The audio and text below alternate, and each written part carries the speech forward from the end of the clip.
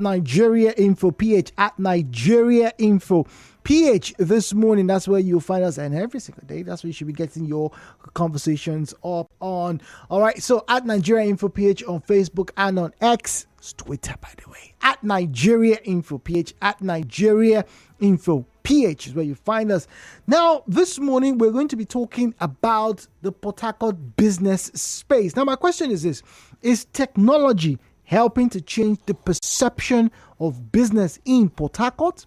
Well, my guest this morning is Mr. Bereni Fibiresima. He's an IT consultant, the CEO of Neotops, and convener of Reimagine Africa. Bereni, good morning and welcome to Hello Port Harcourt. Good morning, Jude. Always Thank a pleasure. You for having me. Yes, Bereni doesn't sound like your typical Port Harcourt guy. Bereni is very... Bereni, why are you so calm? How, from the very first time I met you, you've always been the calm. Your voice is never raised. How do you do that? So I'm trying to understand now, what is the definition of a typical Port Harcourt boy? There we go. The typical Port Harcourt boy has always been the loud, effervescent type of person. You, on the other hand, oh no, Bereni is always calm, always collected, ever. Okay, so I think that's subjective. That's subjective. Definitely, when you look at the population, the people who are out there, who are loud, are the ones who are sort of like heard and visible. But you have the majority of people who aren't as loud as the few. So looking at that, I would not say it's the identity of a Port Harcourt person to be loud. Yeah, it's just the few people who are loud who get to give that impression. Now, let's talk about the business space in Port Harcourt. Now, one thing, and we do have a lot of questions, we have a lot of stories and drama that gets to be talked about on this program. It's Port Harcourt based. A lot of the things that we talk about is about what's happening in River State. A lot of people call up and say, look, doing business in Port Harcourt is very difficult. People complain for years about multiple taxation. People say the only business that is in this Port Harcourt is basically oil. If the oil business stops, all the other things around Port Harcourt will not thrive. And then, but the place is not particularly safe. Nightlife is... I don't agree with that, but people say nightlife is not as it used to be back in the 90s. It is in Port Harcourt, things have changed.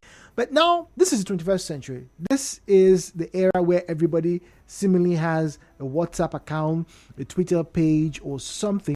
And there are other things that people don't know about the internet and what technology can do. You are in that space. Do you think IT is changing business in River State, in Port Harcourt? Yeah, I think it is. I think it is to a large extent, and more than people actually think it is. But to answer your question, we need to go back in history and look things from a deep point of view. Yes, there's this perception that doing business in Port Harcourt is difficult, multiple taxations and all of that. That's correct. But when you put it side by side, other states in Nigeria, you'll find out that there are very few states that do not have this problem. So are we singularly just pointing to Port Harcourt? Or are we looking at it as a Nigerian problem? That's one. Secondly, yes, you said oil seems to be the only business in Port Harcourt. Nightlife, that one, let's not even go there. If you come out in the night, you see traffic. Oil, yes. And you ask yourself, how did Port Harcourt come to be? We go back to history. Why was Port Harcourt born? Coal was in demand then in Europe, and coal was discovered in Enugu. And because it was discovered, Enugu was born as a coal mining town. Yeah, the coal mining town. They needed a place to ship this coal to the market that needed it, Europe, and Port Harcourt was born. So Port Harcourt was built, under British Nigeria at the time, for the purpose of exporting this coal.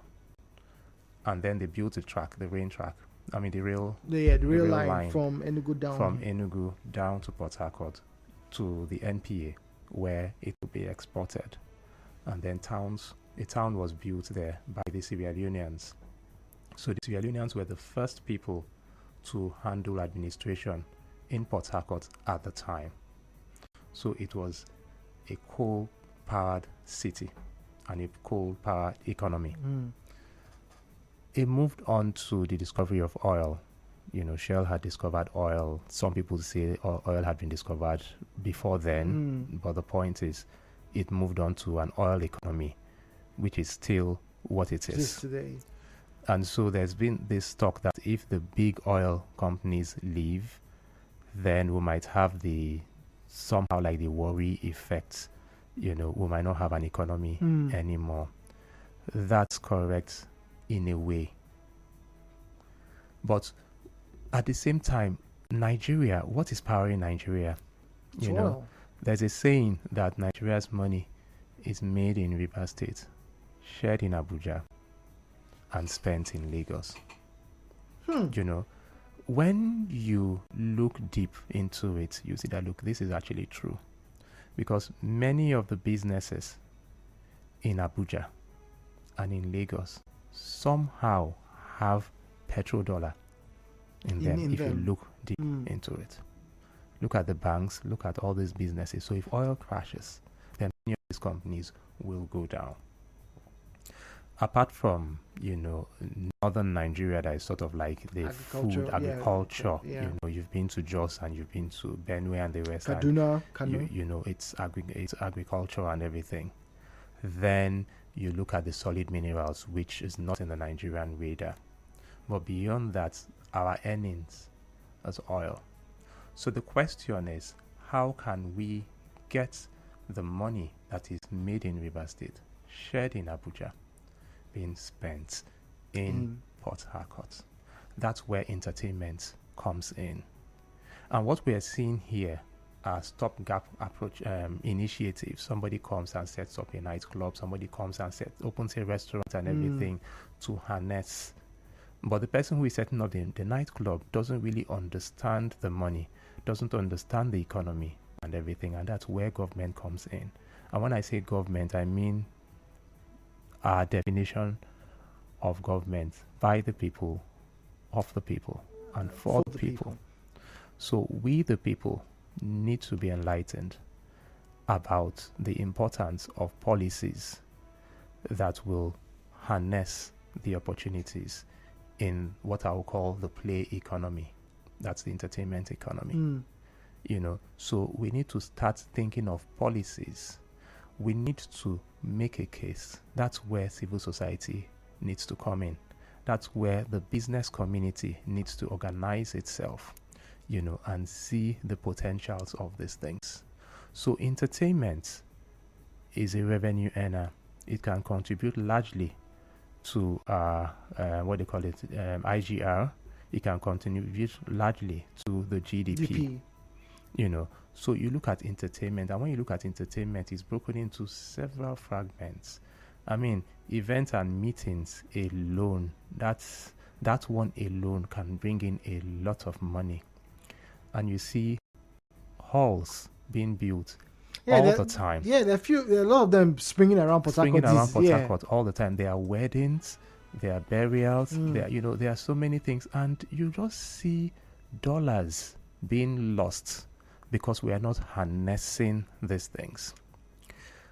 Rivers State is one state that is rich in culture, and every weekend you have an opportunity to market its culture across to the world through traditional weddings or burials. These things that we take for granted, the way these men display with the caskets and all of that.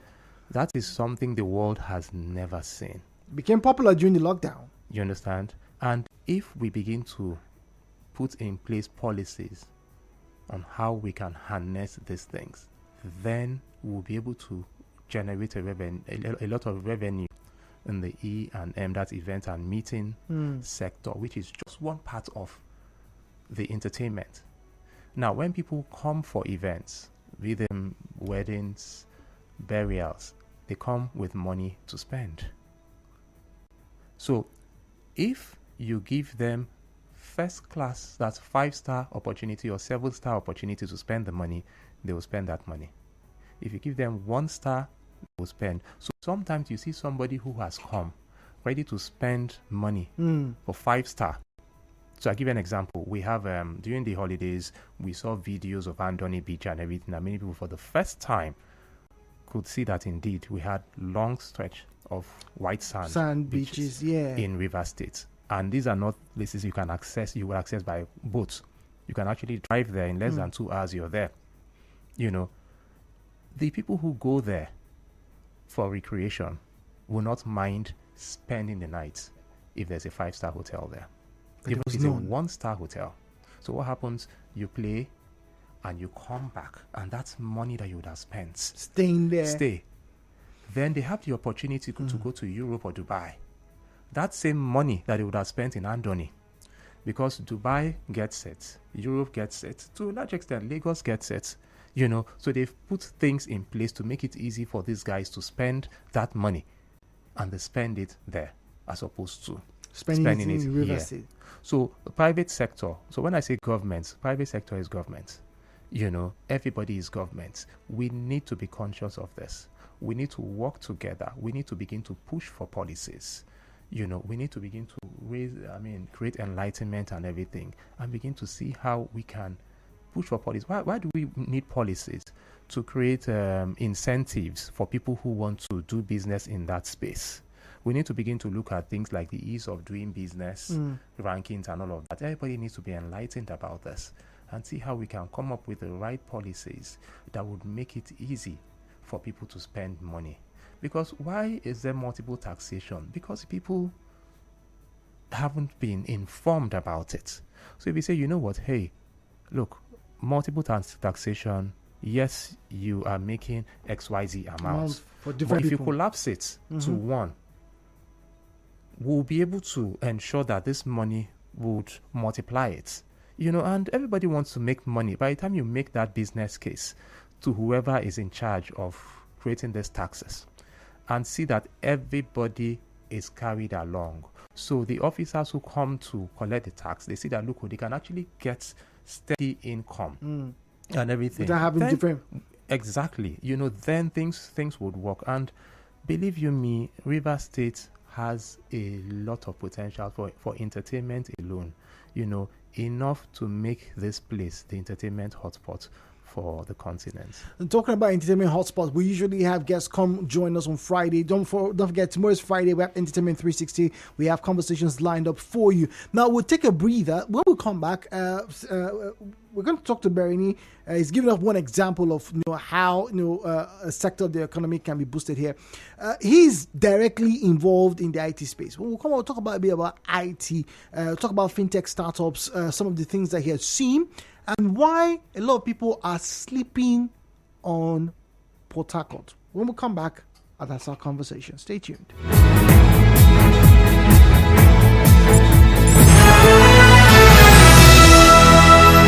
Nigeria Info. We'll be right back.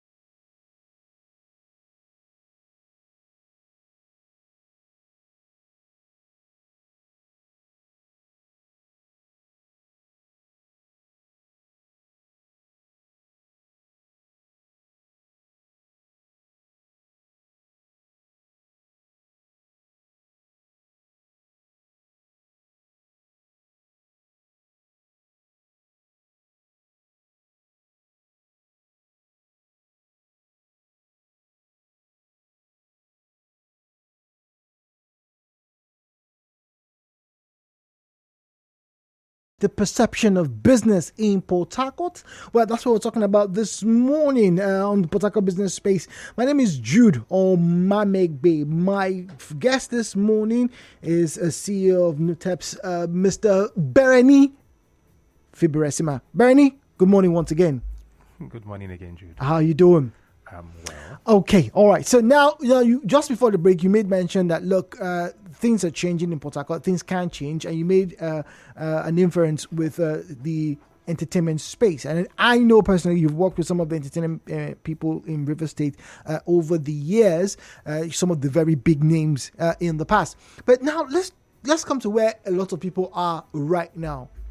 The internet space, the digital space. All right. Now, you're an IT consultant. You're in your own company. You do businesses. You're also the convener of Reimagine Africa. We'll get to talk about that very shortly. But let's start with how IT can really change the Port Harcourt space. Are there any Port Harcourt boys who have done really good things in IT, Bernie? A lot. So we have a lot of people who are doing things in IT. Let's remember that IT is a leveler. It's democratized the space. So if you're talented, you're skilled, you have work ethics, there's going to be an opportunity for you, irrespective of wherever you are in the world, so long as you have access to the internet. And River State, Port Harcourt is no exception. We have people who are doing very well. The problem we have is, I think, is a media problem. The awareness level is very low, and it's going to take a lot to explain why that problem is there. But just to summarize, River State is not a news hub. The only news hub we have is Lagos at the time. So information gets to Lagos, is processed. So if I'm talking like a computer person now, it comes, the input comes from here, goes to Lagos, is processed and disseminated to the rest of the country and to the world. And that's because, we're still working with the terrestrial way of broadcasting or sending information. Forgetting that with the internet now, you do not need the kind of infrastructure we used to have in the past. So infrastructure has changed, the opportunities are there, but what hasn't changed is the mindset, is the belief that, look, you with your phone and with the access to the internet, you are your own news. So that hasn't changed. So because that hasn't changed, people are not putting in the efforts to grow their own, in quotes, their own media houses from their bedrooms or from their little spaces.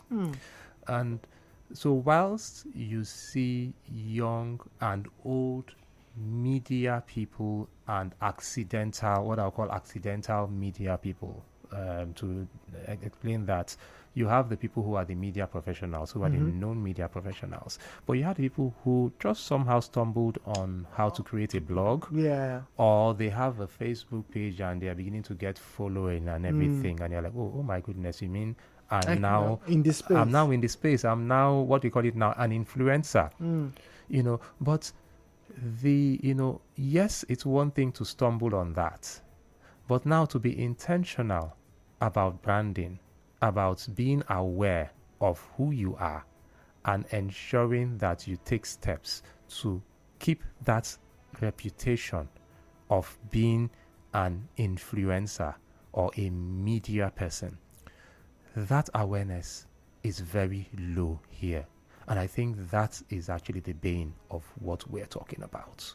Because if you see a media personality, and like I said before, it's no longer the person who worked or works in a traditional media person. You can stumble on it.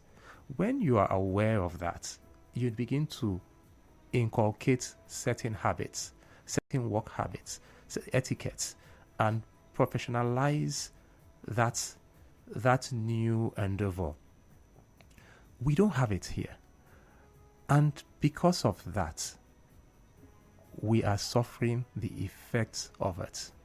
So if a boomer, for instance, is a blogger, or what this generation will call an influencer, he or she doesn't realize that, look, I need to put in the effort to grow my following, which is very important, so that I become a stronger influencer, so that when information comes out from my page, they'll say as more credible. people, Yeah. yes, they say as credible. That's another one, and more people get to see it, and more people will begin to come to my own page to confirm information in a particular sector.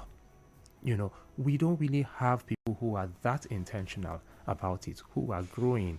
And so I'm not sure I'm permitted to share certain information, but someone was to do a premiere and wanted the movie premiered in River State.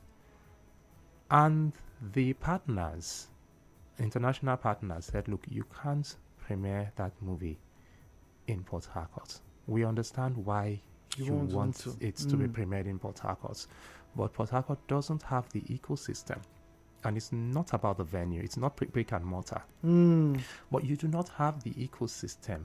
Can you give us a combined following of 70 million? You get it? And truth, they couldn't find. So you have these people who have been on this for years, because COVID seemed like yesterday, but that was 2020. Yeah. We're in 2024. Before now, yeah. You get? So we've had people who have been in this space, but they've not been taking the effort to grow traction.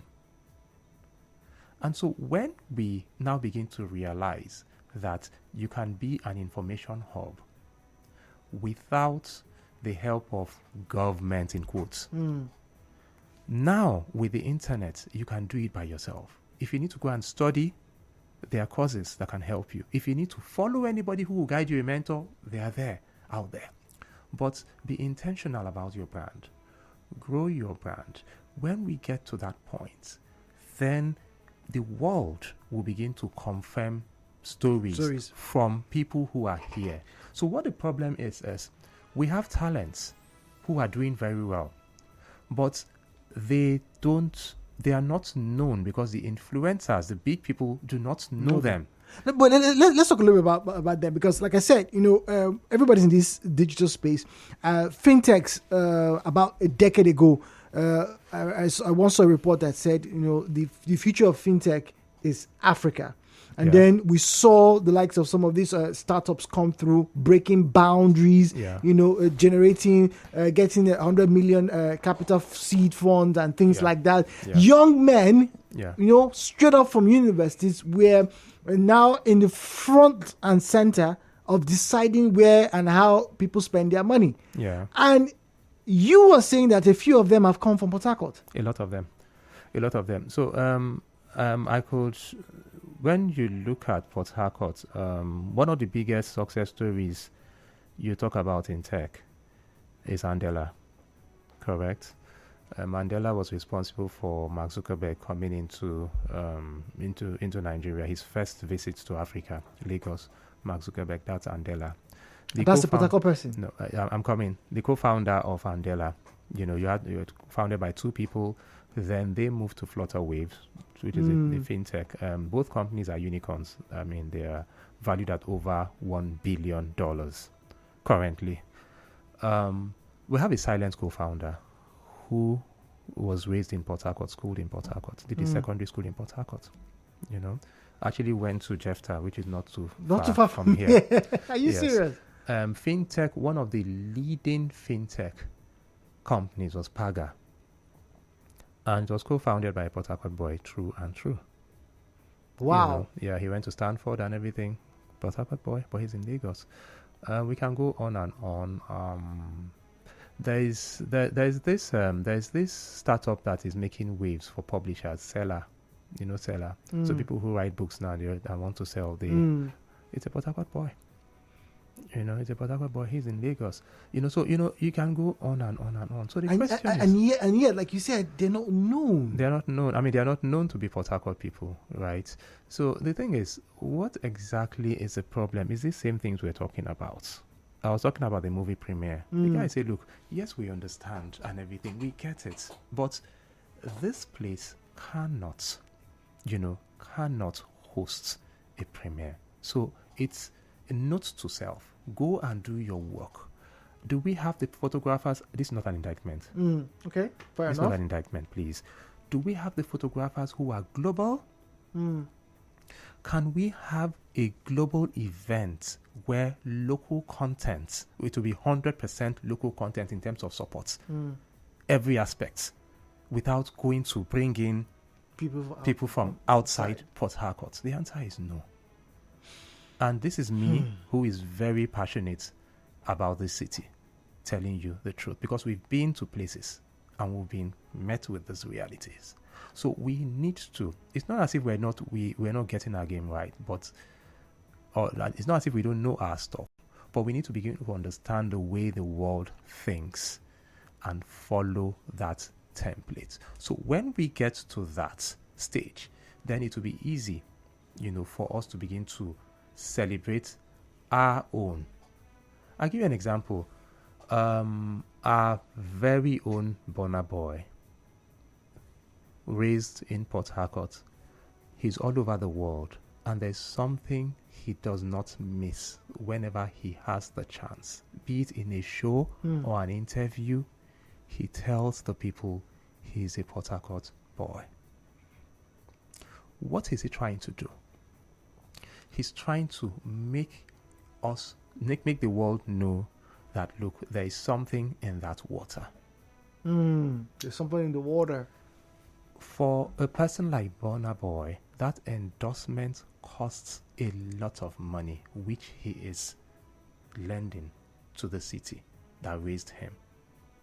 So when you now look at how much it costs, I'm old school, to get Michael Jordan to, say, Nike, how much they pay him, then you would understand what he is contributing to the Port Harcourt entertainment space. Now, the next thing is for the people at home to see how they can leverage that, put things in place to see how that can be leveraged. Because each time he says Port Harcourt, what happens? People are Googling. What do they see? They should see a Jude's whatever. They should see a this. So if Jude has an initiative, it should be in such a way that it can be harnessed globally. So whatever service that is there, whatever event and all of that, because Burna Boy has given that endorsement, I can now say, look, I have this event or I have this restaurant in Port Harcourt. So the person who loves food will come down. I'm going to the place where Burna Boy grew up. You get it? We want to have an event. Oh, Port Harcourt, it makes it very easy for people to relate because the young man has mentioned. So these are the sort of thinkings that we should begin to imbibe. That way it will be easy now for technology to be able to expedite the change in the business. Exactly. Okay, all right, so we're gonna open the phone lines now, okay? And we're having a conversation this morning with Bereni Fibiresima. We're talking about technology, IT, how it can change the business space. Is it changing? Are you seeing it? He says we're a long way away, but we are not as far as we used to be. Changes have come. Are you experiencing the changes? Do you want to be part of a change? Are you looking forward to get into those tech spaces, into that mindset where whatever is grown locally can now be consumed globally? Then I'd like for you to talk to us. 017-923-0002, 0817923-0007, and 0817923-0009. Once again, 0817923-0007, 0817923-0003. At Nigeria Info PH, where we are streaming live. At Nigeria Info PH is where you find us on Facebook and on X. At Nigeria Info PH is where you'll find us on Facebook and on X. WhatsApp and Telegram available on 080903064 0916. Don't forget, turn down the volume of your radio set. Refrain from derogatory or defamatory comments. Do not make unsubstantiated and unverified claims. And please, please, please keep your comments civil. The views and opinions shared on this program do not represent the position of Nigeria Info FM. Nigeria Info, let's talk.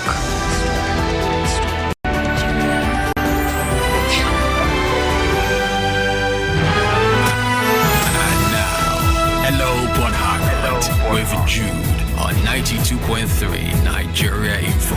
Well, Miro is on the line. Miro from Okrika, good morning to you. Welcome to the program. Thank you. Fiemi, good morning. Oh, good morning. Good morning. I know you guys love you, Fiemi. You'll be here tomorrow. Don't worry. Okay. Dude, I was really listening with an interest. Your guests have really opened my eyes. Dude, what can we do? Some of us are trying to get a brand, and it's a bit so hard. And someone like your guest that they are so versatile in these things. Can they organize programs to try to enlighten people? And they are looking for goals that when it's about the people that came to do a premiere in River State and they couldn't because of one or two shortcomings. Is there no way the NDDC? The NDDC will not develop the Niger Delta. Can they not develop the Niger Delta in terms of entertainment, city, and the like? Can the persons like your guests or some organizations approach them to do these things? There are so many, we have so many fans, except they go to Lagos. You see that they will not be known. They will just be struggling here in Port Harcourt. Is there no way to help in this thing? Honestly, the thing is just hitting me. And when it comes to business, let's shift away from entertainment and ICT. This business, no matter how to attract foreign investors. That's another issue, honestly. All right. Where do we start from? Port Harcourt is just, it's just struggling to meet up with Lagos. Everything is happening in Lagos.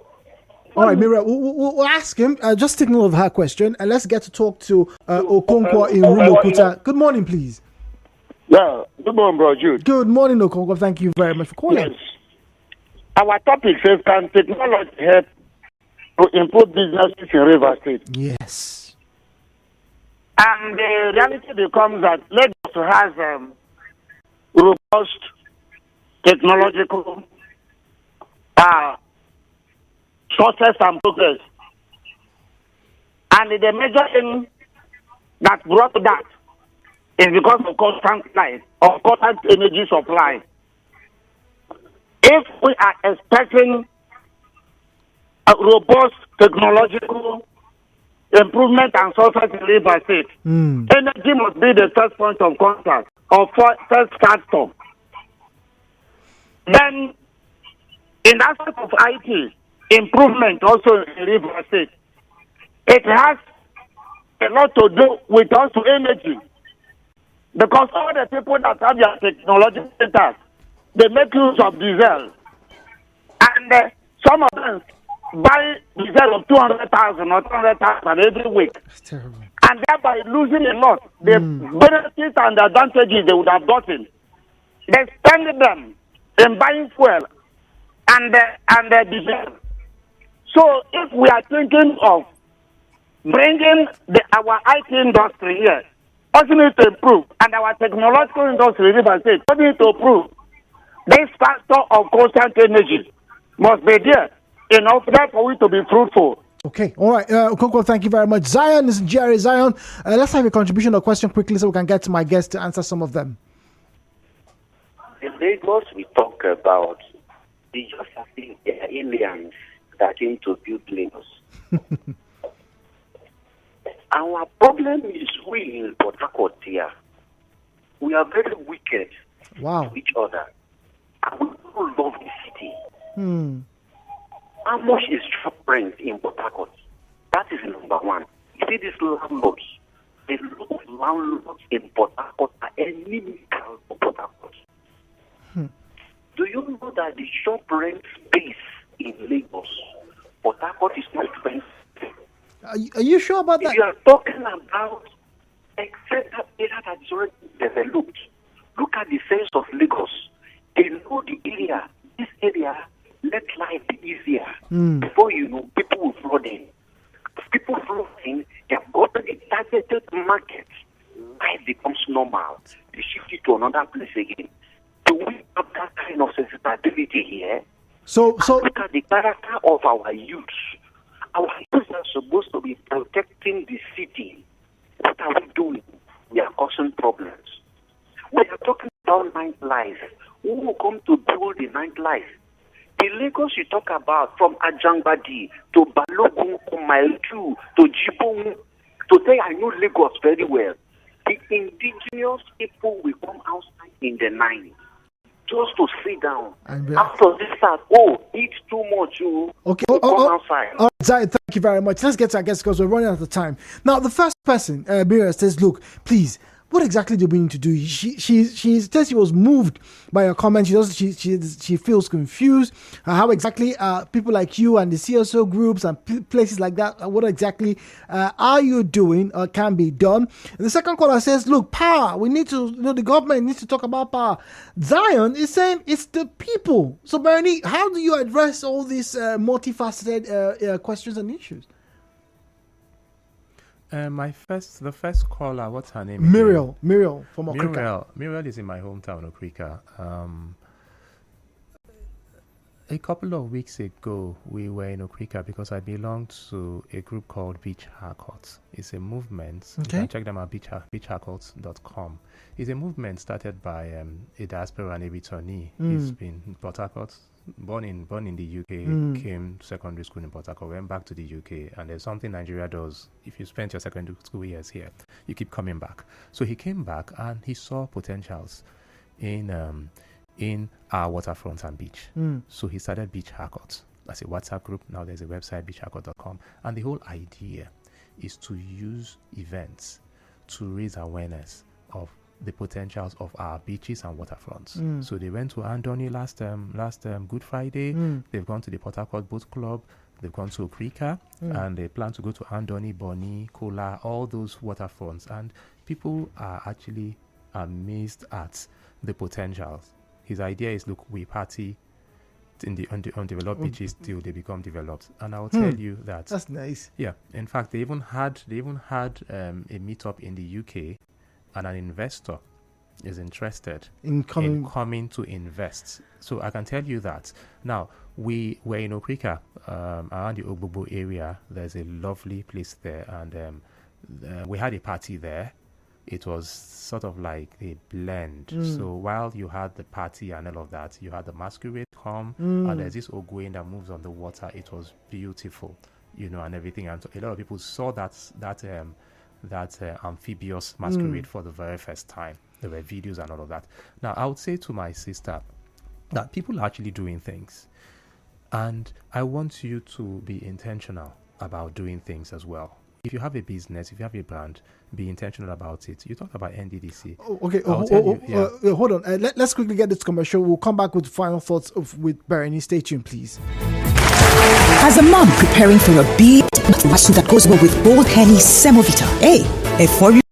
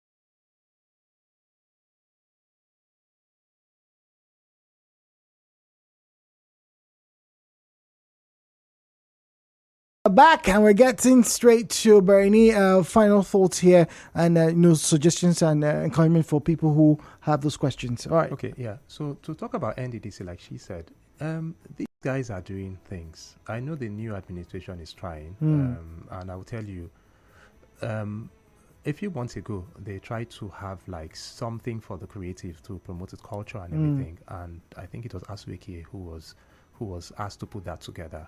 Because I know this because I saw his updates on Facebook. And there was this new rising star, Chan.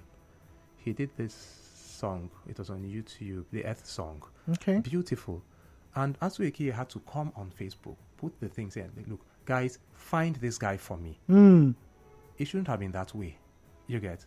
That means there's something wrong somewhere. Find this guy for me. So people have to make it easy for them to be found. You get? That's one. So NDDC is doing well. I know a lot they are doing. Now, talking about electricity, I don't agree. I mean, Bonny has 24 hours lights. Orashi area, Obricom, name it, Omoko and the rest, they have 24 hours light. The question is, how are we harnessing that? A few years ago, I was with the king of Bonny and everything, and we had these conversations. And he said, look, we don't even understand what we have 24 hours light. I think we have more hours than the so-called Lagos.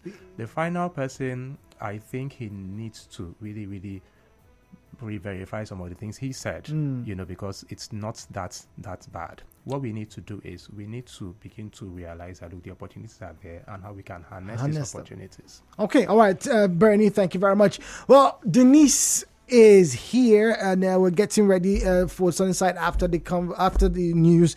Denise, good morning to you. How you doing? Good morning, Jude. I'm good. Okay, all right. So what do you have planned for the to the listener during the Sunnyside today?